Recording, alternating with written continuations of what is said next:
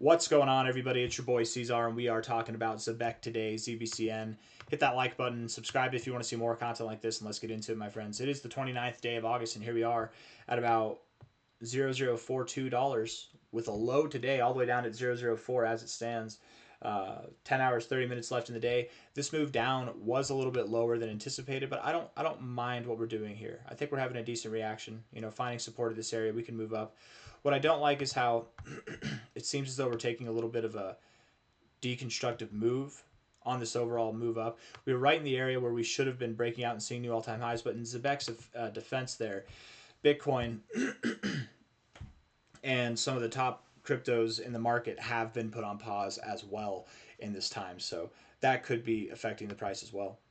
I made a video earlier just now, like today, talking about Bitcoin and how there might be this effort to manipulate the price, actually. And I don't ever say that, right? That's actually it's a very new thought for me, right? It's not something that I bring up on this channel ever, really, because manipulation happens. I don't really blame the markets one way or another. Like, yes, it happens, yes, it doesn't. That's just kind of the name of the game, right? Every buy is manipulation, every sell is manipulation to some effect. But whenever you see things like this, where futures trading is down, the market starts to react in a positive way, right? We start to come back up, and then as soon as the futures trading, the issues have been resolved and all trading is now fully operational, as soon as that happens, you get a massive dump.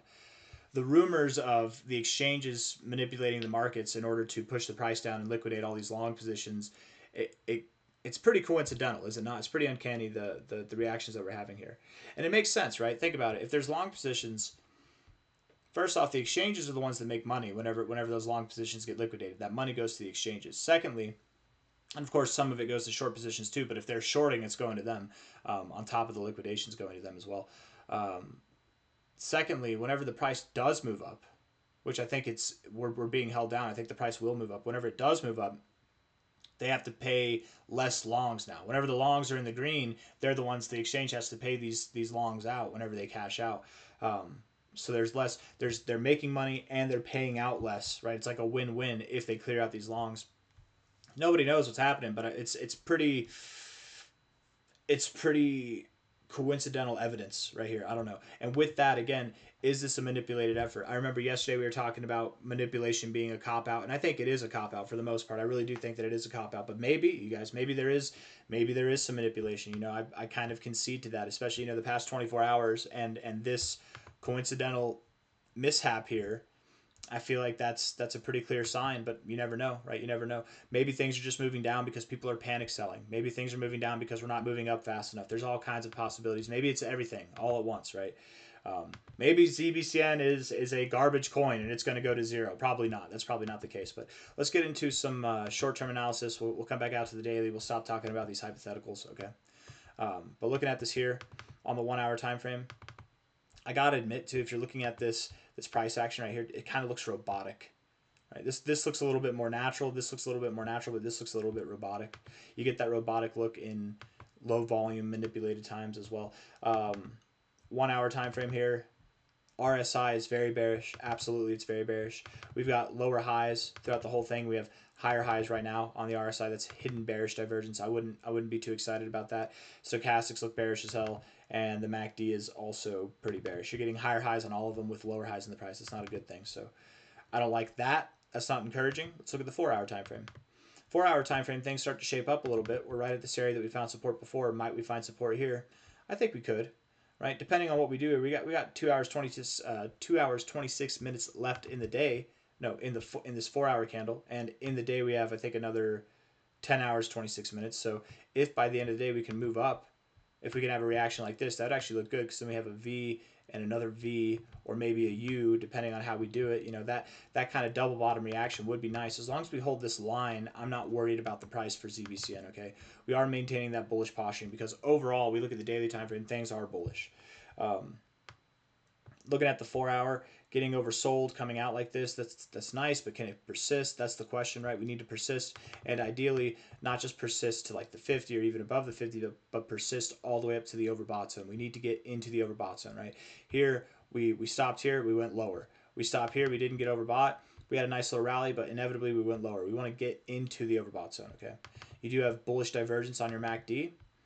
No bullish divergence on your RSI yet. Maybe we do go a little bit lower when we form that. Stochastics do have bullish divergence too. And on the bright side, your oscillators, both of them are out of the oversold zone. So I think it's imperative that this 4-hour candle closes green to this effect or higher, and then the corresponding 4-hour candles close green as well. If we can do that, I think that even though the 1-hour time frame looks a little bit bearish, and of course it does, we're in a very steep downtrend relative to the 1-hour.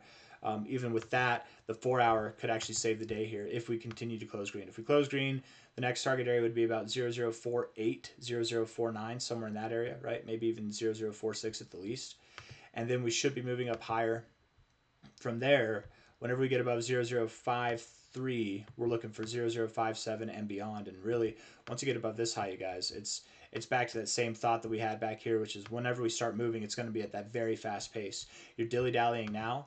You're seeing some meandering in the price, but whenever you do move up, whenever you get, because again, relative to this area here, high to low, whenever you get above that 886 area, whenever you get above this here, you're just going to rally. You're going to move at the pace that you were familiar with back here whenever we moved up 10x in like a month and a week there, right? You're going to move up at that pace. Maybe not that fast, maybe faster, but faster than anything that we've seen since, right?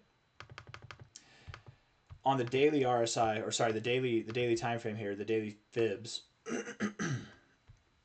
I don't like this look. It's like deconstructive, right? You had a productive look. You were bouncing at the 069, found resistance to the 0.5, support at the 236. You see how each step of the way you're finding support and resistance at a higher fib level.